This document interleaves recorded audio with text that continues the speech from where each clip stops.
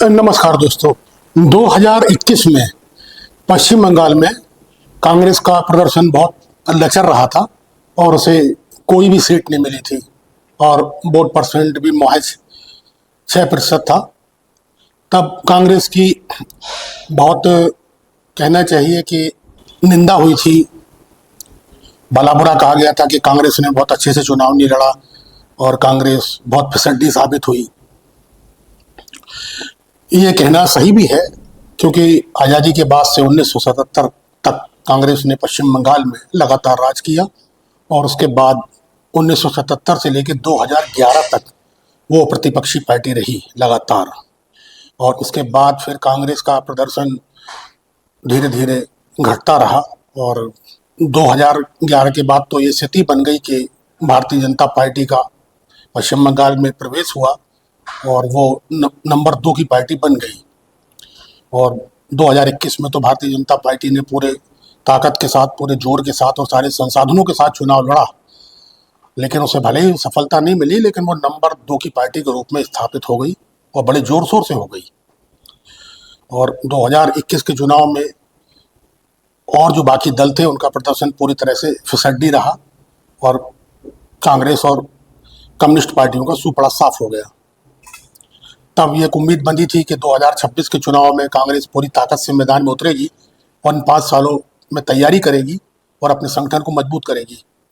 तो कांग्रेस ने शुरुआती दौर में तो कुछ ऐसा दिखाया कि वो संगठन स्तर पर बहुत मजबूत होने की कोशिश कर रही है, लेकिन वो ऐसा हो नहीं पाया और इन 5 सालों में कांग्रेस पूरी तरह से अपने आप को स्थापित नहीं कर पाई और ये समय था, बीत गया और ये 2026 चुनाव मैदान में सामने है वो, लेकिन उसकी ऐसी कोई तैयारी नहीं दिख रही कि जहां माना जा सके कि उसका प्रदर्शन 2021 के मुकाबले कुछ बेहतर होगा।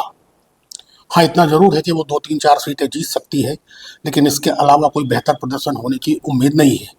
लेकिन मुझे लगता है कि इसका एक कारण है। कारण ये है कि असम में 2021 में ममता बनर्जी ने अपने कुछ उम्मीदवार खड़े किए थे और जोरदार प्रचार किया था और वहाँ पर भले ही टीएमसी को कोई सीटें नहीं मिली, लेकिन कुछ वोट प्रतिशत उसको मिला था और जो ये वोट प्रतिशत था ये लगभग उसी कैटेगरी का था, उसी वर्ग का था जो कांग्रेस का था। और कांग्रेस वहाँ पर 2021 के चुनाव में महज 1% से भी कम वोटों से चुनाव हारी थी। ये बहुत आश्चर्य की बात है कि असम में कांग्रेस महज 1% से भी कम वोटों से चुनाव हारी थी और उस 1% से कम होने के बाद भी सीटों में कितना बड़ा परिवर्तन आ गया था। तो इसीलिए शायद इस बार ममता बनर्जी ने असम में अपने कैंडिडेट तो उतारे हैं, 20-22 कैंडिडेट उन्होंने उतारे हैं अपने, लेकिन वहाँ पर उन्होंने कोई प्रचार नहीं किया, न उनके किसी दल के किसी बड़े नेता ने वहाँ जाकर प्रचार किया है। एक कैंडिडेट उतार के एक खाना पूर्ति जरूर कर दी है। तो शायद कांग्रेस का ऐसा मानना हो कि असम में इस तरह का कुछ पैक्ट हुआ हो कांग्रेस का कि यहाँ पर आप जोर न दें तो पश्चिम बंगाल में हम आपको जो है वॉकओवर देने को तैयार हैं, क्योंकि जो इस बार चुनाव हो रहा है वो भी 2021 की तरह ही बहुत ही कांटे का है और बहुत ही मुकाबले वाला चुनाव है। तो कांग्रेस ने सोचा हो कि असम से अगर हमें जरा भी मदद मिलती है तो वहाँ हमारा पलड़ा भारी हो सकता है और बंगाल में अगर नतीजा भारतीय जनता पार्टी के पक्ष में आ गया तो एक ममता बनर्जी के लिए ही जितना दुखदाई होगा और उतना ही वो कांग्रेस के लिए भी होगा। तो कांग्रेस ने सोचा होगा कि जब हम इस स्थिति में बंगाल में नहीं है कि वहाँ कुछ कर पाए विशेष, तो बेहतर है कि वो बंगाल ममता जी के लिए छोड़ देना चाहिए और टीएमसी से कहा जाए कि वो असम में कोई जोर न दे, ताकि जो 1-1.5% का फासला हमेशा रहता है चुनाव में वो भी पाटा जा सके। तो ये एक रणनीति के तहत है, मेरे को ऐसा लगता है।